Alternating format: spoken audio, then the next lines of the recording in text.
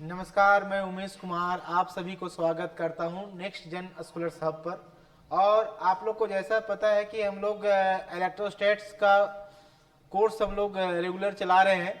उसमें से हम लोग इलेक्ट्रिक फील्ड का थ्योरी हम लोग पढ़ चुके थे। और इससे जो प्रीवियस सेशन हुआ था उसमें कुछ नोमरिकल्स भी किए थे, और आगे का जो नोमरिकल्स है आज का सेशन में हम लोग करेंगे।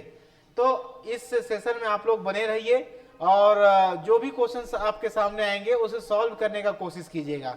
और यदि आपको और भी क्वेश्चंस चाहिए तो आप जरूर कमेंट में लिखिएगा, ताकि आप लोगों को और भी क्वेश्चंस हम लोग डील करें।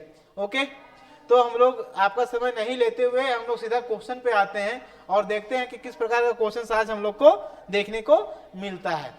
ओके, तो आज हमारा जो पहला क्वेश्चन है वो है calculate the electric field strength required to just support a water drop of mass 10 to the power minus 3 kg and having a charge 1.6 into 10 power minus 19 coulomb.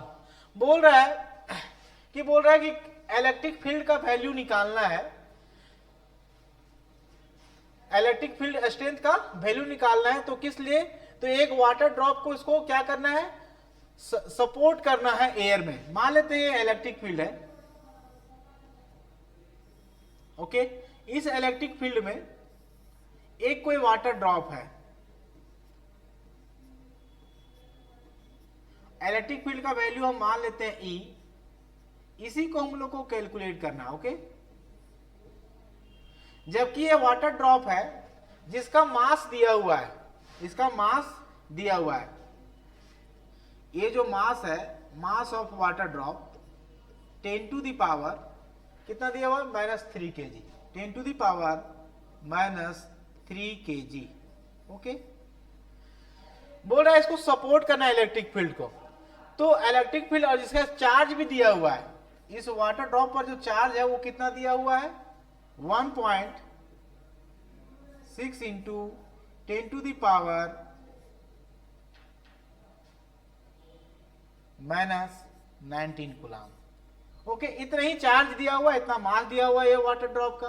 अब इसको सपोर्ट करना होगा। तो देखिए, आप समझिए, इसको हवा में ही सपोर्ट करना है इस इलेक्ट्रिक फील्ड के द्वारा। तो नीचे तो वेट फोर्स लगेगा, कितना लगेगा, मास इंटू जी लगेगा। यदि इसको बैलेंस करना है तो इसका जस्ट अपोजिट ऊपर फोर्स लगना चाहिए, नहीं लगना चाहिए? लगना चाहिए। तो जो इलेक्ट्रिक फील्ड का जो डायरेक्शन होगा वो किधर होगा, ऊपर की तरफ होगा। किधर होगा, ऊपर की तरफ होगा, मतलब ऊपर की तरफ होगा। आप इसको कुछ ऐसा समझ लीजिए। फिर से इसको फील्ड को हम लोग रिकंस्ट्रक्ट करते हैं।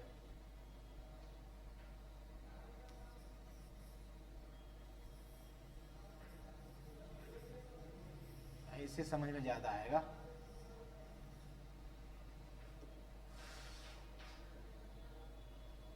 है ना? तो इलेक्ट्रिक फील्ड कुछ इस तरह से है।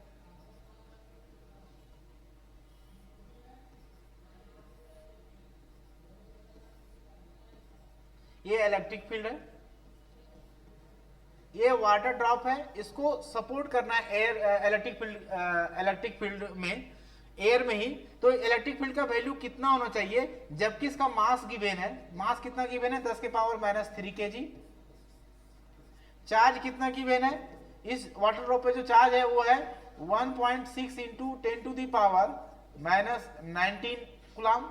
तो अब सीधे इसका जो वेट फोर्स है नीचे लगेगा, मास इंटू जी। और इसको सपोर्ट करना है तो इसका अपोजिट फोर्स लगेगा, वो भी कितना, इक्वल। और ये फोर्स, चूंकि ये चार्ज बॉडी है, ये वाटर ड्रॉप जो है वो कैसा है, चार्ज बॉडी है, H2O ड्रॉप।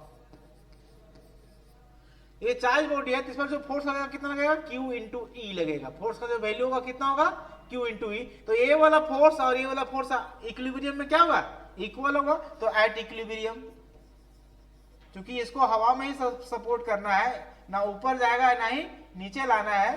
तो ऐसे केस में ये इक्विलिब्रियम में होगा, और इक्विलिब्रियम में होगा मतलब सम ऑफ वर्टिकल फोर्सेस कितना हो जाएगा, 0। मतलब Q E इंटू आपका हो जाएगा mg।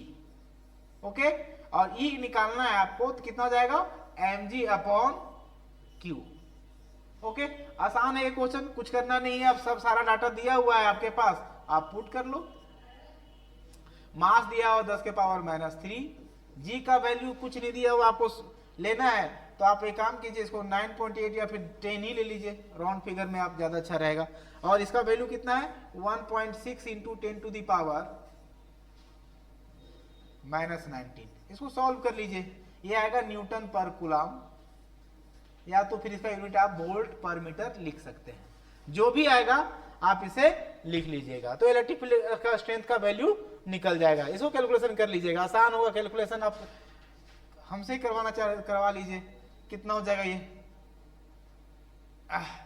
ये ऊपर जाएगा तो कितना हो जाएगा 20 हो जाएगा, 20 में से 10 जाएगा, ये 1.6 into 10 to the power 17 newton per coulomb.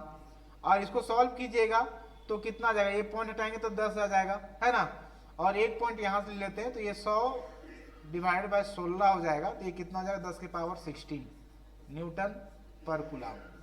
आप इसको आप सॉल्व कीजिएगा तो आ जाएगा 16 × 6 = 96, मतलब 6.25 into 10 to the power 16 newton per coulomb इसका आंसर आ जाएगा। बहुत ही आसान था ये क्वेश्चन, है ना, केवल आपको यहाँ इक्विलिब्रियम ऑफ फोर्सेस को ध्यान में रखते हुए सॉल्व करना है ना, तो ये क्वेश्चन बहुत ही आसान था। हम लोग नेक्स्ट क्वेश्चन की तरफ चलते हैं। तो नेक्स्ट क्वेश्चन क्या है, नेक्स्ट क्वेश्चन है calculate the voltage needed to balance an oil drop carrying 10 electrons when located between the plates of capacitor which are 5 metre apart, है ना, the mass of oil drop is दिया हुआ। देखिए ये भी क्वेश्चन बस उसी तरह से है, कुछ ज्यादा बड़ा क्वेश्चन नहीं है। देखिए क्या कह रहा है कि ये मान लेते हैं पैरेलल प्लेट कैपेसिटर है, ये पॉजिटिव प्लेट है सपोज, और ये है नेगेटिव प्लेट, दो प्लेट है, दोनों का बीच का सेपरेशन मान लेते हैं d। ऑलरेडी d का वैल्यू यहां पे आपको दिया हुआ है, सेपरेशन दिया हुआ है 5 mm, दोनों प्लेट का बीच का 5 mm, मतलब 5 इंटू 10 के पावर -3 मीटर 5 मिलीमीटर। ओके, ये दिया हुआ, एक वाटर ड्रॉप है यहां पर। अब पता है कि इलेक्ट्रिक फील्ड जो है, इलेक्ट्रिक फील्ड है वो किधर होगा,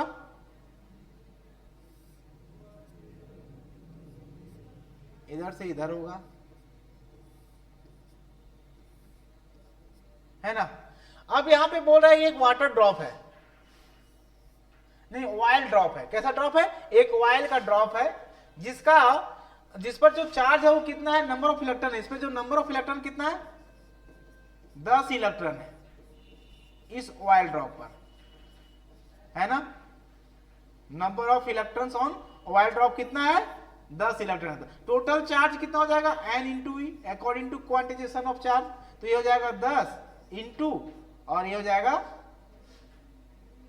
1.6 into 10 to the power -19 coulomb.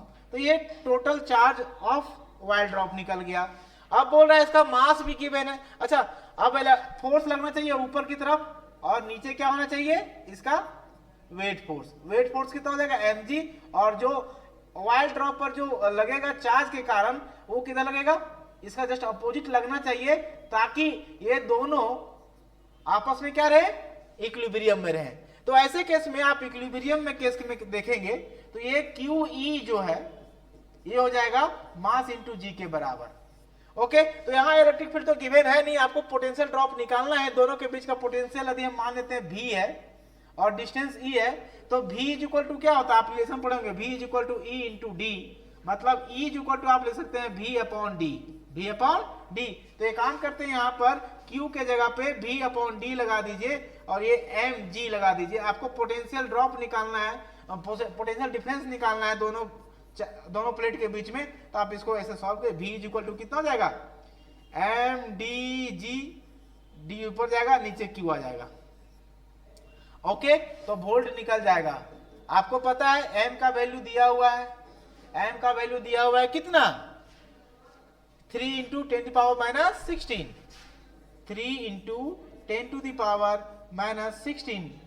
उसके बाद आपको दिया हुआ है d का वैल्यू दिया हुआ है 5 mm, तो मतलब 5 इंटू 10 के पावर -3 और जी का वैल्यू आप 9.8 भी ले सकते हैं और 10 भी ले सकते हैं, आप जितना लेना ले लीजिए, है ना। और क्यू का वैल्यू आपको टोटल चार्ज कितना दिया हुआ है, 10 into 1.6, 10 into 1.6 into 10 to the power minus 19। तो ये 10 10 कैंसिल हो जाएगा, ये आप देख लीजिए 5 दिया 15 इंटू 10 के पावर कितना हो जाएगा, ये माइनस 19, और नीचे भी कितना है 1.6 इंटू 10 के पावर माइनस 19। तो ये कट जाएगा, ये किस में आएगा, वोल्ट में आ जाएगा, क्योंकि पोटेंशियल डिफरेंस है प्लेट के बीच में। ओके, तो कितना हो जाएगा, इसको आप सॉल्व कर लीजिएगा, जो भी रिक्वायर्ड आंसर आएगा 15 मतलब 150/16 आ जाएगा वोल्ट। देख लीजिए जितना भी आंसर आएगा रिक्वायर्ड आंसर होगा आपका, है ना। तो ये हमारा क्वेश्चन नंबर 6 था। हम लोग नेक्स्ट क्वेश्चन की तरफ चलेंगे। नेक्स्ट क्वेश्चन बोल रहा है how many electron should be removed from a coin of mass 1.6 gram so that it may just float in a electric field intensity 10 to the power 9 newton per coulomb directed upward. देखिए ये electric field है, आप समझिए question को।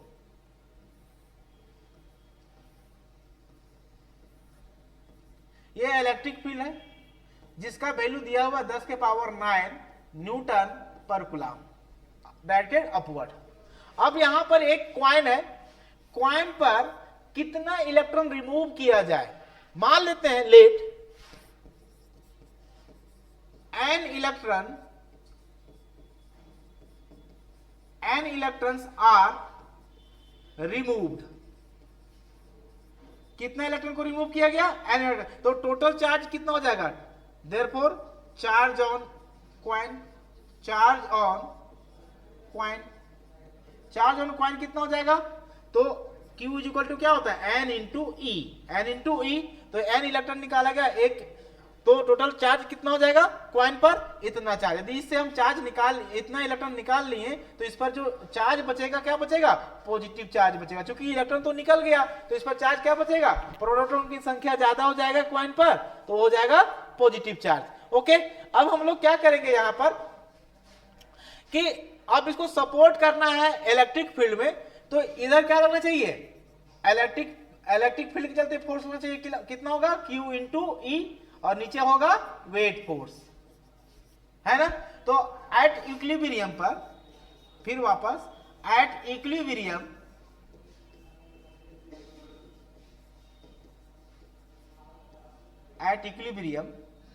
ये जो QE है वो कितने के बराबर होगा, मास इंटू जी के बराबर होगा। और यहां पर Q का वैल्यू क्या है, N इंटू ई है, N इंटू ई, और ये capital E is equal to mass into G. हमको टोटल नंबर ऑफ इलेक्ट्रॉन निकालना है, तो टोटल नंबर ऑफ इलेक्ट्रॉन कितना रिमूव किया, तो n ही निकालना है। तो ये कितना होगा, mg डिवाइडेड बाय e, और ये कैपिटल E।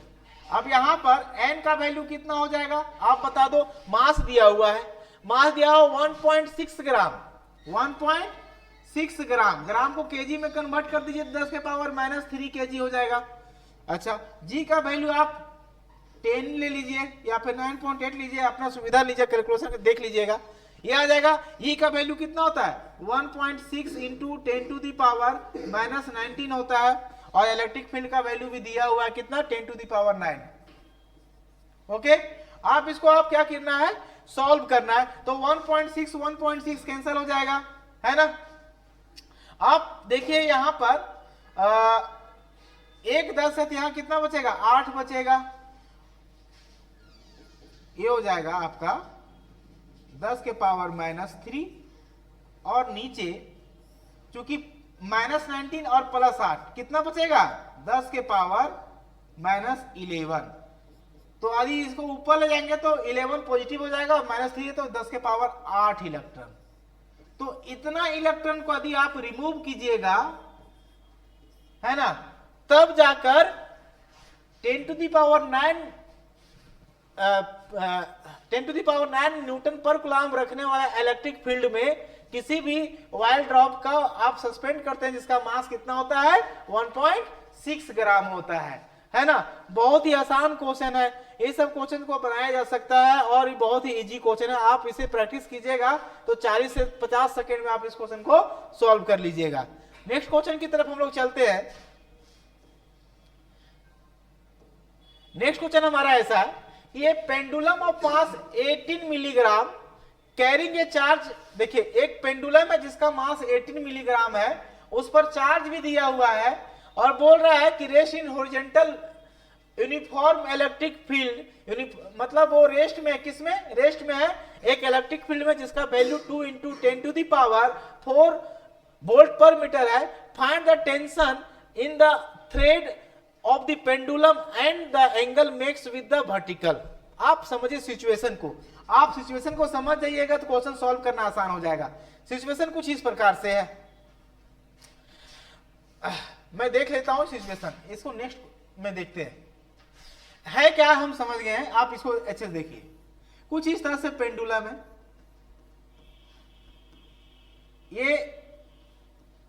ये वर्टिकल लाइन है, यहां से पेंडुलम कुछ इस तरह से किया हुआ है। ये बॉब है जिसका मास दिया हुआ है, तुमको मास कितना दिया हुआ है, मास ऑफ बॉब दिया हुआ है, वो लिख लेंगे। अच्छा, इस पे चार्ज भी है, वो भी लिख लेंगे, चार्ज भी दिया हुआ है, ओके। और साथ में ये इलेक्ट्रिक फील्ड, जिस इलेक्ट्रिक फील्ड में ये रेस्ट कंडीशन में है ना, इस जिस इलेक्ट्रिक फील्ड में ये रेस्ट कंडीशन में है उस इलेक्ट्रिक फील्ड का भी वैल्यू दिया हुआ है। तो आपसे पूछ रहा है कि इस स्ट्रिंग में टेंशन कितना जनरेट हुआ, ये पूछ रहा है और ये वाला एंगल पूछ रहा है, ओके। अच्छा देखिए, इसका मास दिया होती मतलब नीचे वेट फोर्स होगा, है ना, और इसका जस्ट रिएक्शन ऊपर होगा, ये थीटा तो ये भी थीटा होगा, तो इसका ए वाला कंपोनेंट कितना होगा, टी कॉस थीटा, और इसका ये कंपोनेंट इधर होगा टी साइन थीटा, ओके। और चूंकि ये इलेक्ट्रिक फील्ड में रखा हुआ है तो इस पर चार्ज भी है, तो इलेक्ट्रिक फील्ड के कारण इस पर फोर्स लगेगा किधर, इधर लगेगा, इलेक्ट्रिक फील्ड के डायरेक्शन में रहेगा, तो कितना हो जाएगा, ये Q × E लगेगा। अब ले सर इधर क्यों नहीं लगेगा, अभी भाई इधर लगेगा, ये वाला भी फोर्स इधर लग रहा है और ये वाला भी फोर्स इधर ही लगेगा, तो ये इक्विलिब्रियम में होगा, रेस्ट में होगा क्या, ये किधर खिंचा जाएगा, इधर खिंचा जाएगा, है ना। तो इसका मतलब यदि इक्विलिब्रियम में रहने के लिए ये फोर्स को क्या होना चाहिए, इधर होना चाहिए, मतलब इलेक्ट्रिक फील्ड का एक्शन किधर होगा, इधर होगा। तो आधी इक्विलिब्रियम कंडीशन में बात करते हैं, एट इक्विलिब्रियम तो आप लोग पढ़ेंगे इक्विलिब्रियम में नेट वर्टिकल फोर्स क्या होता है, 0। नेट वर्टिकल फोर्स कहने का मतलब क्या हुआ, ये वाला फोर्स और ये वाला फोर्स का सम 0 हो गया, मतलब ये वाला फोर्स और ये फोर्स का सम 0 कब होगा, जब ये वाला फोर्स और ये वाला फोर्स आपस में बराबर होगा। तो कितना हो जाएगा, ये वाला T cos theta is equal to mass into g, equation number 1। उसी प्रकार से सम ऑफ हॉरिजॉन्टल फोर्स 0 हो जाएगा, तो ये और ये वाला फोर्स दोनों बराबर हो जाएगा, क्या हो जाएगा, T sin theta is equal to QE।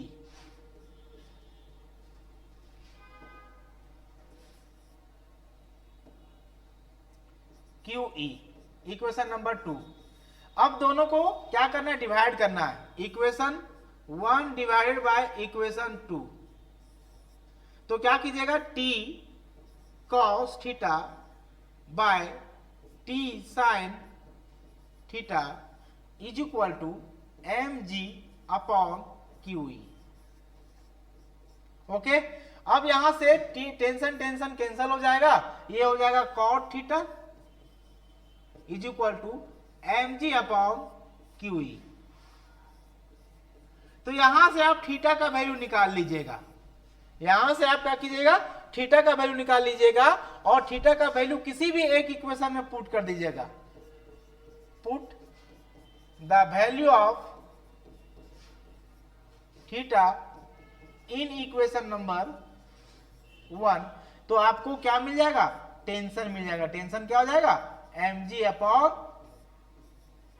cos theta, okay. या तो फिर ऐसे आप कर लीजिएगा कि cot थीटा का वैल्यू निकाल लीजिएगा और cot थीटा का वैल्यू निकालने के बाद आप cos भी निकाल सकते हैं बाय यूजिंग ट्रिग्नोमेट्रिक रेशियोज। तो ट्रिग्नोमेट्रिक रेशियोज को यूज करते हुए आप cos थीटा का वैल्यू निकाल के फिर वापस यहाँ पुट कर दीजिएगा, टेंशन भी आपका निकल जाएगा। और आपका जो भी डाटा दिया होगा उस सारे डाटा को यहाँ मास दिया हुआ है, जी का वैल्यू पता है आपको, थीटा निकल ही गया है ना, और यहाँ पुट करने बाद चार्ज दिया हुआ है, इलेक्ट्रिक फील्ड दिया हुआ है, तो सब कुछ दिया हुआ है प्रीवियस इस क्वेश्चन में। आराम से इस क्वेश्चन को आप बना सकते हैं। आपको होमवर्क छोड़ के मैं जा रहा हूं कि ये जो कैलकुलेशन है आप लोग कैलकुलेट करके आप हमको इंफॉर्म कर दीजिएगा कमेंट बॉक्स में। ओके, तो कमेंट बॉक्स में आप इंफॉर्म कीजिएगा, कमेंट बॉक्स में इसका आंसर जरूर आप लोग है ना कैलकुलेट करके बता दीजिएगा। तब तक के लिए धन्यवाद। जय हिंद, जय भारत।